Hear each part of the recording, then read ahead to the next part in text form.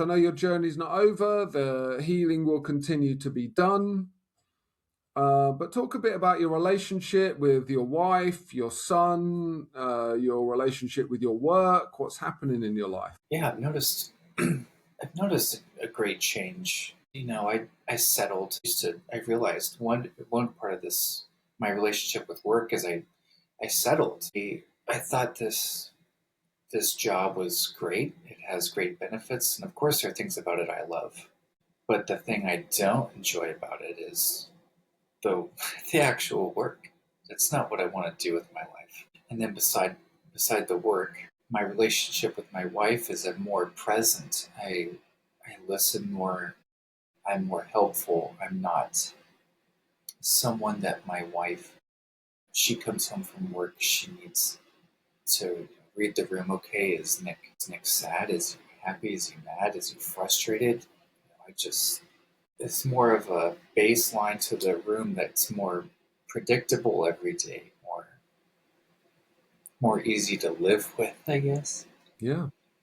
And then with my son, my 2-year-old son now, I'm more of a parent than anything. I can help him out. I can be safety. I can be comfort for him when he needs me, and I'm not there using him to get joy out of him. I'm there to serve my son now. I'm there to make sure that his space, his safety is number one. Yeah. You told me a beautiful story about that, even in the process when you realized, you realized that I'm trying to unconsciously get my needs met by my son to feel worthy.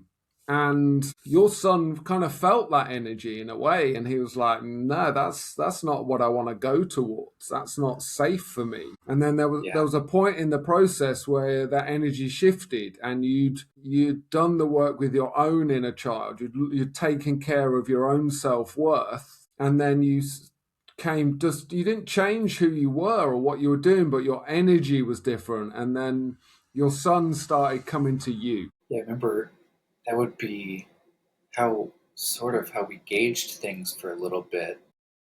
I remember you and I had a laugh about it. Just what what kind of son wants to go to their dad with this energy of like too much energy. This guy he he needs me to hug him. Like what am I supposed to do as a 1-year-old child? I don't. That's just Yeah. too much. And then uh, a session, a couple weeks went by, and the script was just completely flipped 180 degrees, and he fell, bumped his head or something, and there we were in the room. And I just got down on my knee, kind of.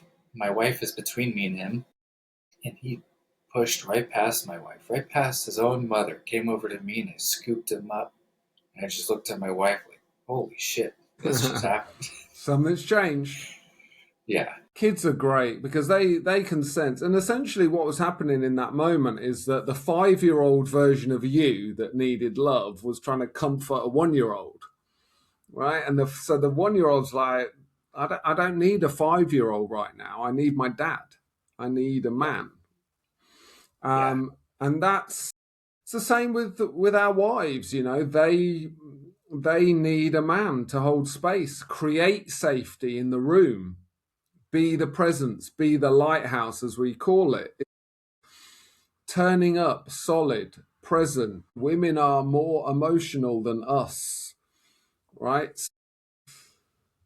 We need to take responsibility to heal those parts of ourselves that are showing up in our adult relationships, in our parenting, so we can turn up and be the men that our wives want us to be, and the dads that our children need. And I think that's for me is the most rewarding part of this work. no question. Yeah. Yeah, absolutely.